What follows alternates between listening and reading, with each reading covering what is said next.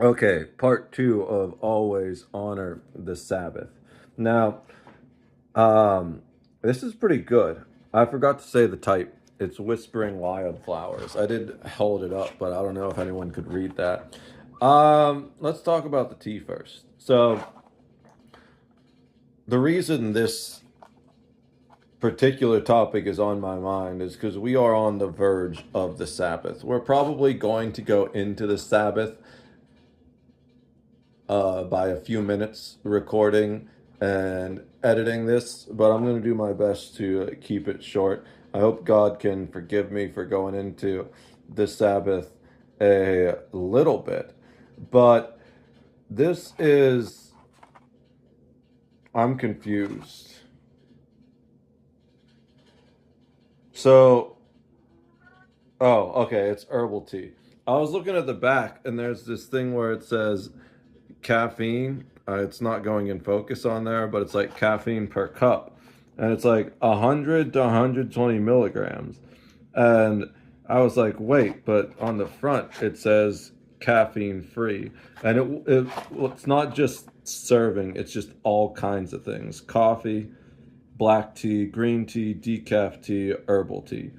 So anyways, I want to start doing more tea reviews. I love tea as much as I love coffee. My beard is a mess because I've been working. There's actually paint in it, I think, a little bit. Yeah, you can see a little bit of that. But I worked right up until I was like, you know what? I'm running out of time to do work before the Sabbath hits. I take it very seriously. Friday is the most annoying day of the week for me, actually. It's ironic because I think most other people find Friday one of the best days of the week because they get to stop working. For me, I have to stop working and I hate it. Um, I literally set alarms on my phone to make sure I don't work into the Sabbath. And that's part of the reason why I chose this particular tea a little bit is because it's more of like a relaxation, a restful tea, you know. I have other hibiscus tea. Now, I want to talk real quick. We'll do the Sabbath stuff at the end of the video. Just so if you want to listen to that, just skip forward. We're going to talk about the tea real quick. I'm very much big about brand loyalty, not in the way of like people that get obsessed with a brand that need to wear everything supreme or anything, but in the way of if a brand is solid quality and I have a choice between that brand for an extra dollar or two and another brand that I'm not familiar with or had a bad experiences with for a little less money. I'm always going to choose the brand that's always done right by me. You know, I'll pay that extra $2 to $5 to get the extra quality, you know? So Bigelow has historically been my favorite tea brand. Twinnings also makes pretty good stuff off the top of my head. But recently I've been impressed by Aldi's tea, which is called Benner, I believe. Let me go grab some of that real quick. Charlie's being a real asshole. He actually kind of attacked the fuck out of me yesterday at the end of the stream. I don't know if you can still see it, but he actually drew blood in a couple places on my hand. He's just annoying as hell right now because he can't go outside because it's snowing. Like I let him outside and then he doesn't want to go and then he begs to go outside. Yeah, Benner is the Aldi tea company. So I was actually surprised to find out that I like Aldi's Earl Grey better than Bigelow's Earl Grey, which was really interesting for me because like Bigelow is the Earl Grey that I've drank for like 20 years. And I was mostly just buying Aldi's Earl Grey because it's cheaper and I've been in dire straits for a while, and I wasn't really going anywhere but Aldi's for shopping. But now that I stopped by Giant Eagle after Aldi in a while, and what really happened was that Aldi was out of Earl Grey. So I went to Giant Eagle to get the Bigelow Earl Grey, and I realized that I don't like it as much as I like Aldi's. Another thing that I've noticed is that the tea bags are much smaller, right? I think they both give the same amount, 18 tea bags per box or around there. And but the tea bags are like half as thick. I don't know about you, but if I'm gonna be a tea bag, I want a full size tea bag. So the but I don't know if it's just my head,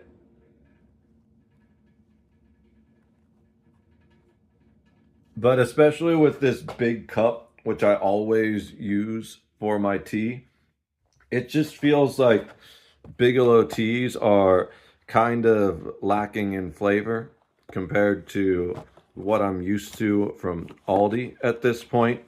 I don't know if it's always been that they were smaller bags like that, or if it's a recent cost cutting measure, because, lots of places are doing that. But it makes me want to do a secondary series where I start comparing different teas to see what I like. And I'm probably going to do separate side videos on there, make it like kind of like the generic versus brand name videos that I've been uploading to the food channel.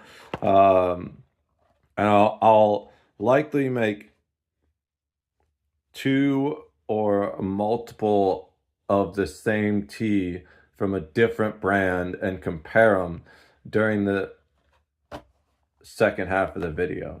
Like, I think maybe next time I go grocery shopping, I'll go to Giant Eagle, and if I can afford it, I'll get one of every type of Earl Grey that I can find and then compare them all. And hopefully Aldi is back in stock with Earl Grey, because I've checked the last 3 times I've been there and they don't have it. That's the downside of Aldi, is sometimes they sell out of stuff and they just don't restock it for like a month or two. But I do very much like this Whispering Wildflowers tea, but again, like the Earl Grey, it just feels a little underwhelming and kind of lacking flower. It's like hot water with tea flavor added. However, to be fair, it is an herbal tea. These herbal teas generally are a little weaker in flavor than non-herbal teas. The flavor is good though. It kind of tastes like hibiscus, except for with a little more things going on. So as far as what they say about this tea, um, they talk about their 3 generations remaining passionate about lifelong love for tea. That's probably on all of them. Passionate. Why am I struggling with that word? Long known for its calming benefits, one of the key ingredients in this blend is passion flower. We combine this delicate flower with L-theanine, or however you say that, to enhance rest and relaxation. We hope this tranquil blend offers a quiet moment just for you, and all of you too watching. There's the passion flower little image, and then they have another section too, where they talk more about the specific aspects of the tea. Each ingredient's been carefully selected. Yeah, we know. This includes passion flower, lavender, and rose, plus added L-theanine to help you unwind. L-theanine is a naturally occurring compound that helps reduce stress and support relaxation. Then they say the same thing. Take a quiet moment just for you. Carefully selected ingredients: chamomile, rosebuds, hibiscus, lavender, licorice root, butterfly pea flower, tulsi, L-theanine, passion flower, orange blossom, natural rose flavor with other natural flavors, rosips, I don't even know what that is. Apple pieces, elderberries, and raspberries. It's overall a very good tea, but like I said, it's a little underwhelming as far as flavor, but it is pretty dark, relatively dark. It's hard to tell because the inside of the cup is blue, but it definitely seems to have steeped plenty of time. By the way, if you're not aware, the way I do it is they recommend steeping for 4 minutes, so maybe that would help. But I fill the. Do we do sugar or cream first? I think we're gonna do sugar first. One second, let me grab the honey.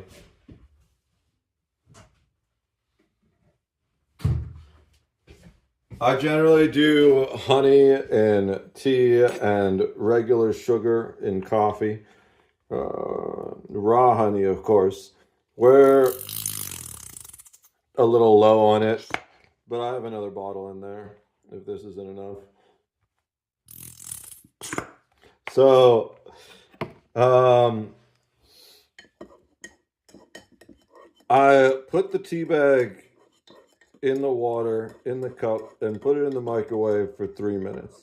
So it's almost steeped for 4 minutes. It might even be about the same strength if it was, because with the regular steeping, they want you to just pour it into the tea bag, and let it sit. The way I do it, the microwave starts to boil the water, which would increase the surface area and agitation, and probably make it about the same strength as steeping for 4 minutes, putting in the microwave for 3 minutes. Let's see how that is with the honey. Okay. Yeah, that's just the right amount of honey. It's weird though that it almost kind of makes the whole flavor disappear.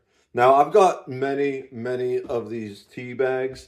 One thing I found is that I really like the coconut milk. Only this coconut milk from Aldi's. I won't put any other coconut milk in tea. I don't like any of the other ones. I don't drink it. I just put it in tea. But I like that in the what's it called? Earl Grey, but I don't know how it would play on other teas. So we're going to put the Giant Eagle half and half, which is my favorite half and half, in this tea to start. A little bit of cream in there. Not much though, just see if we can enhance the flavor a little bit. It's like an odd blue milk color now. Oh, wow. Okay, that's very good.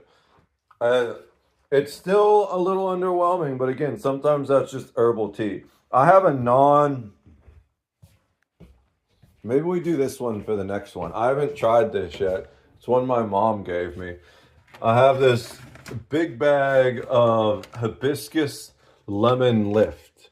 So maybe I'll try this and see.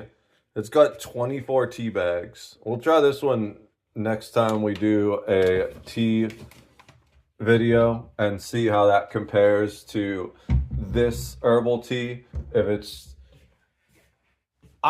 my theory personally is that Bigelow's tea bags are just insufficient in size. Because looking at this now, these tea bags are huge. I don't know if you can see that. They're like massive.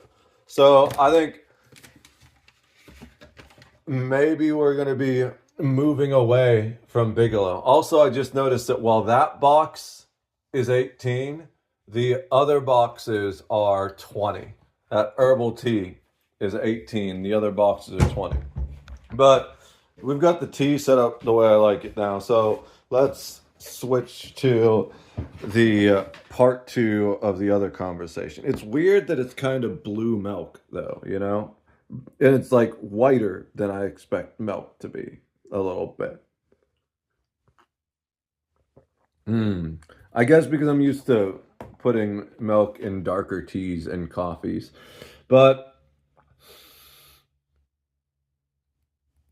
I think it's really especially important to honor the Sabbath more than ever in today's modern, always connected, always grinding society. You know, I think perhaps one of the reasons there's so little faith, hope, and love in the world anymore is because people don't stop to take a moment and find and appreciate those things, you know? They're just always looking for the next paycheck or the next 1,000 likes or whatever. And that drains the soul, you know? I feel like even more important in some respects than honoring the Sabbath to give that day back to God is honoring the Sabbath just to give that day to yourself, right? I feel like most of these self-help books, all of these positivity influencers and anything in that vein, pretty much all the wisdom that they share with you can all be found in the Bible. You know, it's people have been trying to teach you this for 2,000 years. You're just not listening.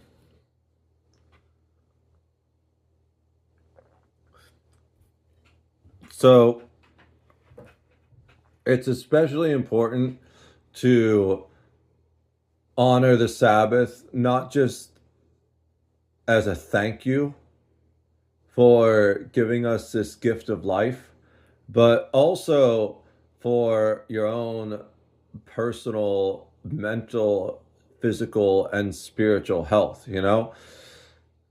You got to take a day off to rest and recuperate. And that's really extremely important, especially if you're someone that pushes yourself really hard to do extreme things like I do, you know? So I think it is insanely important to just take that moment to relax. Just, it was really hard for me at first, you know? When I first started taking this more seriously, I would spend all day just obsessing over all the things that I should be working on, could be working on, etc., you know? And uh the only way for me to actually force myself to relax was to read a book. I've been reading World War Z, but I'm kind of halfway through it. I haven't finished it yet because I got to a point where I quieted my mind enough that I didn't need a distraction to just relax. So I do want to finish it at some point, but I've also spent a lot of time on Saturdays these days kind of meditating. When it was warmer, I'd go for long walks. I went for like a 1 or 2 hour walk before the snow hit us one day. And maybe it was even longer than that. I wasn't even paying attention, right? That's one of the coolest things about just taking a day off and honoring the Sabbath is that you don't need to worry about the time. It's just, all right, I'm going to walk until I get tired type thing. Uh, I basically walked until sundown. So it might have even been, well, that was a different day. Oh, maybe it was both days that I walked until sundown. It could have been like a 4 or 5 hour walk, just getting out, getting in touch with nature a little bit. You know, I went opposite directions. One day I went and got back into the woods on this trail. It was kind of like one of those uh, paved biking slash walking trails, and there were people older couples out for walks, people riding by on their bicycles and stuff like that. It's just a nice little trail to walk down through the woods.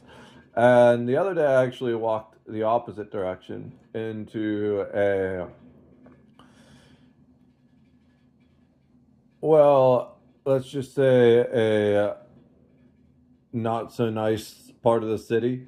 And when the sun started going down, I was like, yep, time to turn around type thing.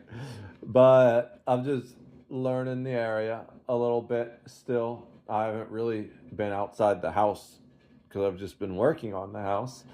And it was nice to go out and do those walks when it wasn't cold. I'm not going to trudge through a half a foot of snow to do it though. So during these Saturdays, I just spend some time talking to God, meditating silently, although my meditations aren't really like traditional meditations. It's more like contemplating the deep mysteries of the universe type stuff. And like a traditional meditation, you want to clear your mind of all thoughts. And I do some of those occasionally. I just said do, haha. But more what I do is when I meditate, I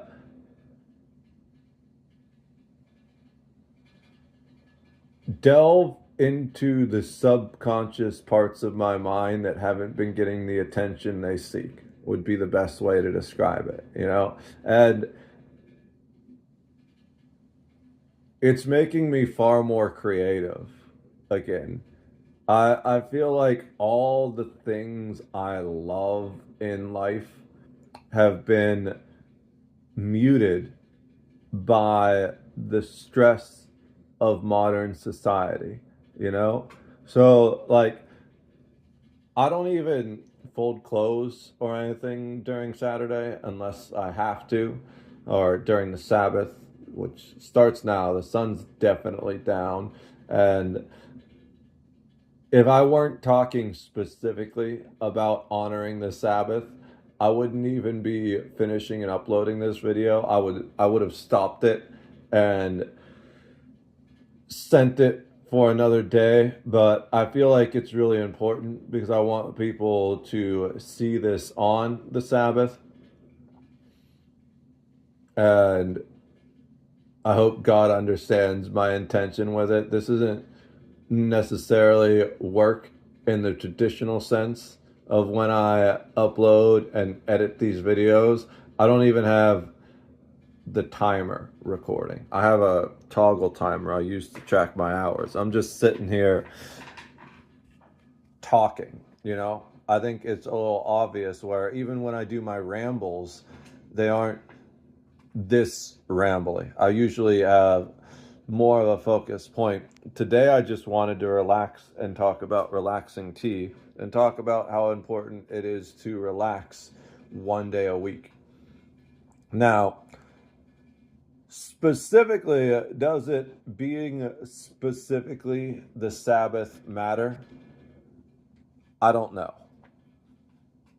I'm playing it safe personally. You know, I feel like most people struggle to understand Jesus, and it makes sense, right? Because there are some times where he's talking in metaphor and parable, and sometimes when he's being very explicit, and most people don't really understand this nuance. But when I look at it, it was one of those explicit statements to me, right? People are like, yo, Jesus, how do we get to heaven? I'm pretty sure that was the question he asked. He's like, there's three simple things. Just follow the commandments, honor the Sabbath, and I give you this one more commandment to love your neighbor as you love yourself. If I misquoted that in any way or it was talking about a different conversation, please correct me in the comments. But I think that's one of his few minute moments of rare, direct explicitness. So, honoring the Sabbath, well, the Sabbath is specifically sundown on Friday to sundown on Saturday. So, I think it's important to set aside that time, not just for your own rest and relaxation, but to give that time back to God. Because here's the thing, God gave you life, He gave you all of this time. And if you can't give one day out of the 7 per week back to Him, do you really deserve any of them?